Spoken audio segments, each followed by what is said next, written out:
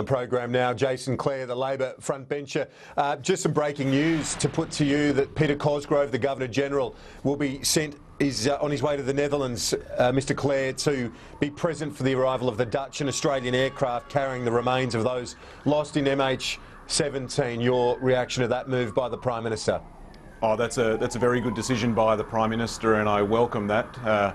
It's a similar role to the one that Sir William Dean played when he was Governor-General after the canyoning disaster in Switzerland. Our Governors-General play a very important role in helping Australian families after terrible disasters wherever they happen around the world, and I know that Peter Cosgrove, our Governor-General, will perform a very important role in helping to bring our people home.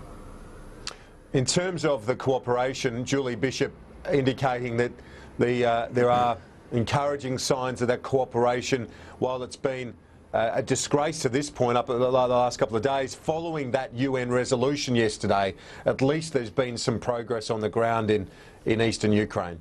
It's been a very important 24 hours, a very important resolution passed by the Security Council.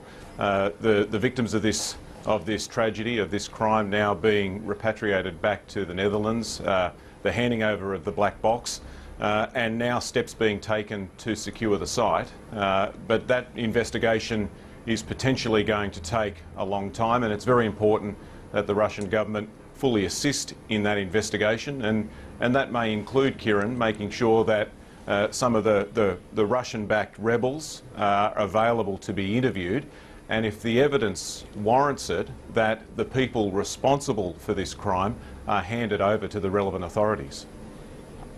I suppose in the short term, though, the news is encouraging to the extent, as tragic as it is, but that the Australians, as part of this operation the Prime Minister describes as bring them home, that at least that process has begun. As tragic as it is, that the families and loved ones will be able to hopefully finally say a farewell. Yeah, that is very important, and I'd also welcome the decision of the Prime Minister to make available to the families the opportunity to fly to the Netherlands, to fly home with their family members who died in this tragedy. That's the first priority of the government, and I welcome the decision that the Prime Minister's made in that regard. The next step is to make sure that justice is done, and the 20 Australian Federal Police officers in Kiev will play an important role in collecting the necessary evidence at the crash site to help to ensure that the people that are responsible for this are brought to justice. And finally, a minute left, but I do want to get your thoughts on the Indonesian election result. You are fully aware and have had a fair bit to do with Indonesia through your previous role as a minister. Your reaction to Jokowi's victory? Well, I congratulate the new President of Indonesia, Joko Widodo, on his election as the new President of Indonesia. It's stating the obvious that Indonesia is a very important relationship for Australia. They're our next door neighbour, one of the biggest economies in the world. We need to build on the relationship we had, or that we have had, with Susilo Bambang Yudhoyono and make this relationship even stronger.